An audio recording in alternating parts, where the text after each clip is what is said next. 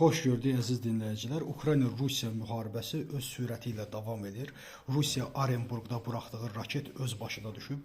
Onunla bərabər həm də Ukraynanın rəşadətli ordusu istər Kazanda, istər Krasnodarda vurduğu neft ayırma zavodlarını məhv edib. Və bununla bərabər Qara dənizdə də Rusiyanın köhnə kölgə donanmasının iki gəmisini məhv edib və bunlar da SOS çağırışı ilə Türkiyəni çağıracaq. Bununla bərabər həm də Ukraynada bilirsiniz bir korrupsiya qalmaqalı var.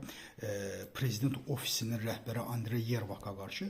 Yermak da artıq istefa verdiyini bildirdi. Düzdür, hələ Yermakın bunu hüquqi bir cəzalandırma bir məsələsi yoxdur. Sadəcə bu bir araşdırmadır. Amma bununla bərabər Andrey Yermak bildirib ki, mən cəbhəyə gedirəm və mən kifayət qədər təmiz insanam, problem yoxdur, nə istəyirlər edə bilərlər. Bu həm də onu göstərdi ki, bugün Ukrayna cəmiyyəti nə qədər də ciddi bir cəmiyyətdir. Eynən Churchill İngiltərəsi kimi öz hökumətini də qınaya bilir, öz hökumətinə qarşı da antikorrupsiya əməliyyatı keçidə bilər. Amma hansı ki, o ölkələr ki, Rusiya 30 ildir korrupsiyanın içinə batıb, Putin hər şeyi oğurlayır.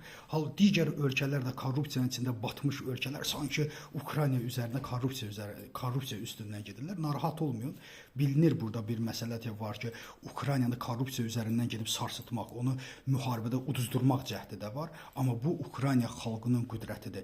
O müharibəni də apara bilir, həm də heç də imkan vermək istəmir ki, onun pulunu kimlərsə oğrasın və inşallah Zelenski bundan yaxşı bir nəticə çıxartmış olar. İkinci bir məsələ, bu günləri Ukrayna ordusu dediyim kimi kölgə donanmasını böyük zərbə vurub Qara dənizdə və onlar da SOS siqnalı ilə Türkiyəni çağırıblar. Türkiyə mediası bundan kifayət qədər bundan danışdı. Halbuki 5-10 gün bundan qabaq Türkiyənin öz gəmisinə Rusiya zərbə vurmuşdu. Türkiyənin heç bir mediası bundan danışmadı. İnşallah bizim ədalətli qardaşlarımız Ukraynanı bunda suçlamazlar ki, sən niyə kölgə donanması vurmusan?